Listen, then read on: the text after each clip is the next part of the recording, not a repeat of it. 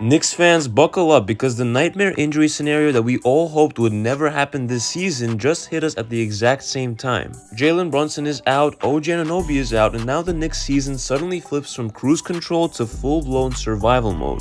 Now look, this is not panic time, but it is absolutely a turning point in the season, and tonight we need to break down exactly what this means for the Knicks, who steps up, how the rotation shifts, and what Mike Brown must change immediately, and how this stretch might define our entire championship push.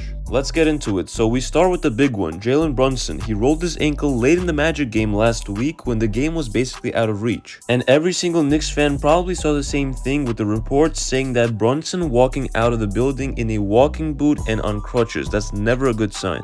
Now, the official word is that the Knicks will reevaluate him and take it day by day, but realistically, based on how that ankle looked and what insiders are saying, he will almost certainly miss multiple games on the road trip. And on top of that, OG Anunoby is now out with a hamstring strain, which we know is tricky, and that happened during the Miami Heat game in the first quarter. Multiple insiders like Shams and Ian Begley are saying it will at least take 2 weeks for reevaluation, and if you know anything about soft tissue injuries, especially for a guy like OG who guards the best players every single night, I think that you know that 2 weeks is usually the minimum. The Knicks did not just lose 2 players, they lost their engine and their perimeter anchor. Brunson is your pace setter, OG is your defensive stability. This is a massive adjustment from Mike Brown and the rotation early in the season. Let's keep it real, because if the Knicks lost one of these players, they could absorb it, but losing both exposes 2 of the biggest pressure points on this roster. Without Brunson, the Knicks do not have a natural, reliable floor general, and without OG, your entire switching and point of attack structure changes. Your length and physicality on the wing disappears, your margin for error shrinks, and this is why this stretch matters, because you find out if your system holds up when your 2 most important pieces are not there to run everything. So now let's talk about adjustments. Here's the most likely next man up lineup while Brunson and OG are both out during this road trip. Point guard becomes Miles McBride as he was in the Miami Heat game. Shooting guard becomes probably Mikal Bridges, and small forward becomes Josh Hart.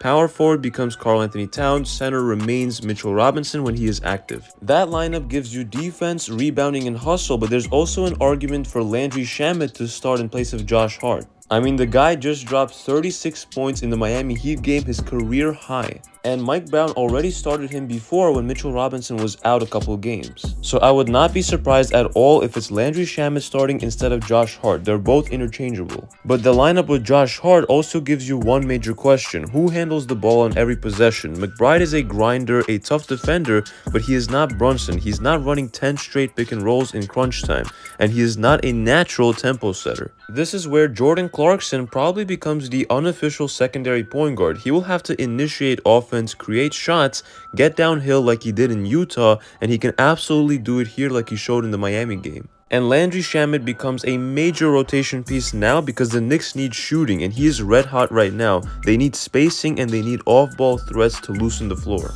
Now here's where coaching becomes massive. The Knicks cannot fall into the trap that they fell into against Orlando, slowing down, walking the ball up with Brunson, letting the defense load up. Without Brunson and OG, the Knicks need their pace more than ever. They need quick decisions, movement, drive and kick, early offense, push the ball off makes and misses. If they let the game slow down, the offense will dry up immediately. This is where Mike Brown needs to double down on the principles he installed in training camp: fast pace, ball popping, quick triggers. Because this team does have the depth to survive this 5-game stretch, and they cannot afford to abandon their identity. And the biggest winners of this injury stretch are the young core. Mohamed Diawara might finally get consistent minutes during this stretch. He is already one of the best defensive playmakers on the roster. And the moment he spaces the floor like he did against Charlotte in the preseason, he becomes playable immediately.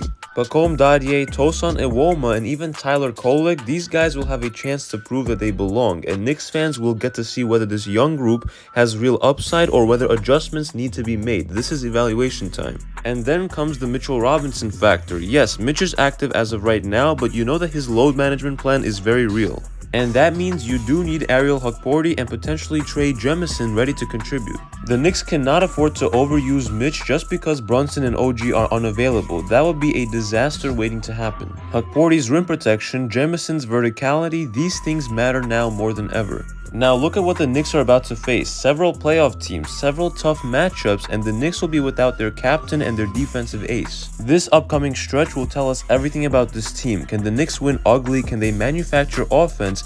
Can they defend elite guards and wings without OG? Can they get enough creation from Clarkson and Deuce? Can Mikal become the steady two-way star that they traded for as he's shown early in the season?